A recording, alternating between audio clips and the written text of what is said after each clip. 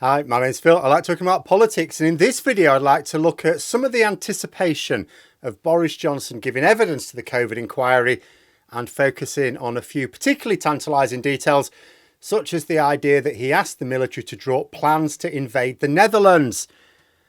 Don't sound so surprised. But first, if you'd like to be notified of daily news and politics, please subscribe to the channel.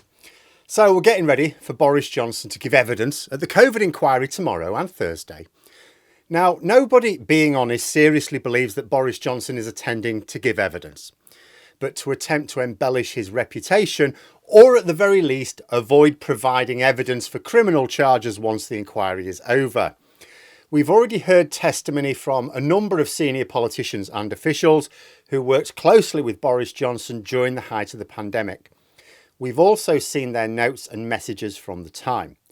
They have so far very consistently, and that's worth noting, painted a picture of a Prime Minister who wasn't really interested in dealing with the emergency, and when he did make decisions, he made them according to his own political ideology rather than any expert advice.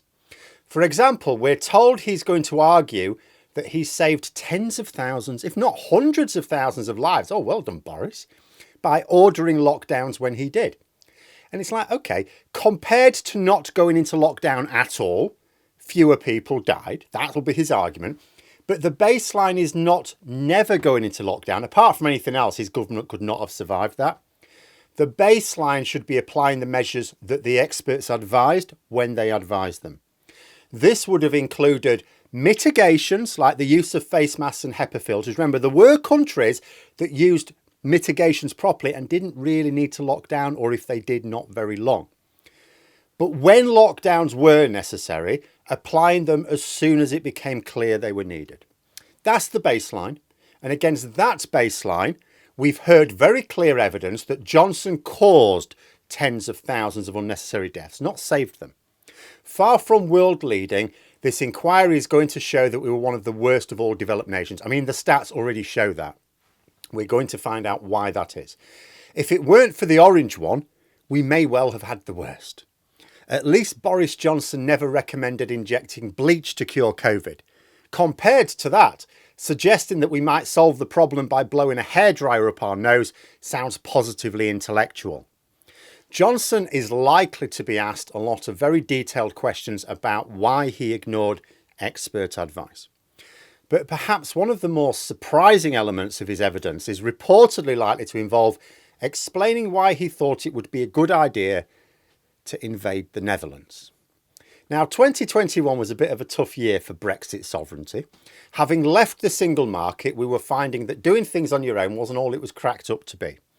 I seem to recall that the Daily Mail even suggested that we should invade France on more than one occasion, whether related to fishing arrangements or some other consequence of Brexit that we promised was never going to occur, but was absolutely always going to occur. Still, being fair, the Daily Mail used to call for wars with France even before Brexit. But then it seems Boris Johnson was actually asking if we might invade the Netherlands. Just a little bit, mind you, nothing too grand in scope.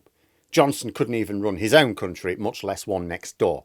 There was no attempt to reignite the British Empire, which at any rate had never really included the Netherlands. The issue relates to difficulties with vaccine supplies. Now, the EU were getting a bit restive about the fact that we had blocked exports of vaccines produced in Britain.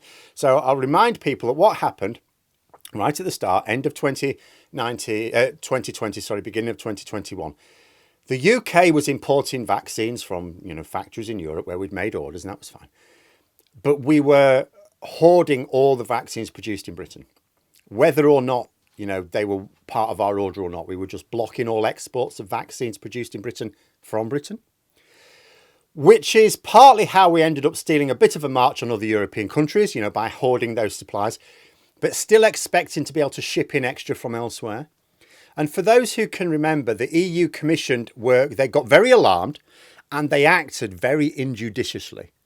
And they ended up talking about applying emergency measure in the Northern Ireland Protocol at one point, which then kicked off the Tories suggesting they could do the same thing. It was all a huge mess, massive cock-up from the EU Commission, and one that they scaled back within a matter of hours because it was a huge diplomatic cock-up.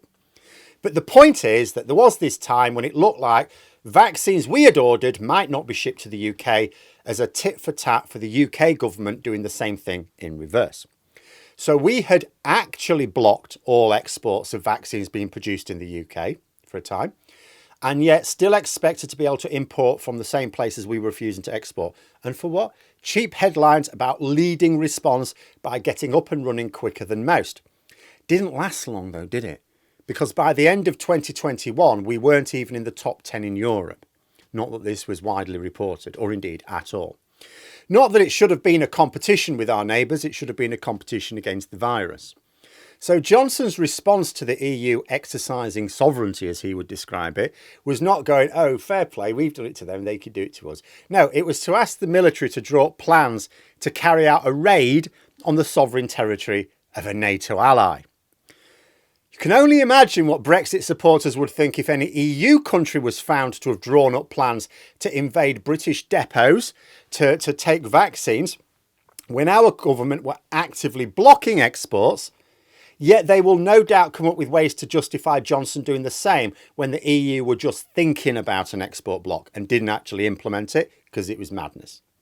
The price of tribalism is always hypocrisy, isn't it? Whether it be in football, screaming for blood when one of your players trips over a blade of grass, but having a sudden bout of, oh, it's too far away to see, when your player bundles over an opposing player.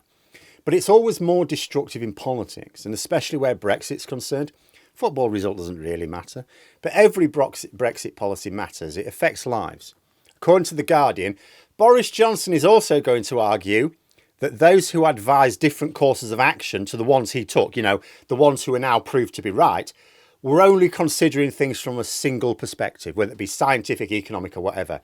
He's going to claim, apparently, that he was the only one with this balanced perspective. Oh, you see, the scientists were just looking at it from the science point of view, and the economists were just looking from the economy point of view. I was the one who had the full picture, you see. Now, I can see how this argument might be compelling, but consider a couple of problems here. The first of all is that Johnson got those decisions very badly wrong, at which point your argument immediately collapses. But then the other thing is Boris Johnson knows nothing about science or economics or general public health. So his argument falls down on that side as well. Like, he might reasonably argue that his scientific advisors are experts in science and understand the scientific angle, but they're not experts in economics, so they're not really, tying the two together. But they will know at least as much about economics as Johnson does, because Johnson knows nout. Similarly, his economic experts will know at least as much about science as he does. Boris Johnson actually suggested blowing a hairdryer up our noses, right? That's his level of scientific understanding. The average economist will have at least enough to know, no, that's not actually going to cure COVID. The fact of the matter is that Johnson was not trying to balance science, economics and public health. Well, no, that's not fair. He was, but he was doing it by ignoring all the evidence. He wasn't collecting it in a sort of big melting pot and working. He wasn't drawing Venn diagrams to see where the right decision was amongst all these perspectives. He was just trying to do as little as possible. It was not scientific to ignore the mitigating effects of masks and filter use. There was no economic argument about that. There was no economic argument saying we shouldn't mitigate against it, especially in schools. It was not sound economics to delay lockdowns only to have to implement them more robustly and for longer. It was especially reckless during the second wave. See, in the second wave, we had a chance to lock down for a couple of weeks in September. That's what we should have done. That's what the advice was. Instead, he waited. So then we had to lock down for 6 weeks at the end of autumn, when so many businesses are intending to see their greatest sales. So Boris Johnson shut down the economy for 3 times as long at a much more sensitive time for businesses.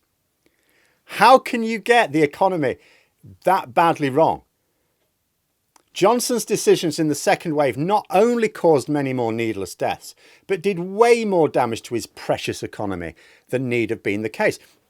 I get so tired of this argument about, oh, trade-offs between public health and economic matters. It's like, there are times when, yeah, there's a balancing act. But in quite a lot of the decisions with Johnson's blunders, it cost us on both fronts. Like, it's not like he killed some people, but we added this much to GDP. No, everyone lost, including the sandwich sellers.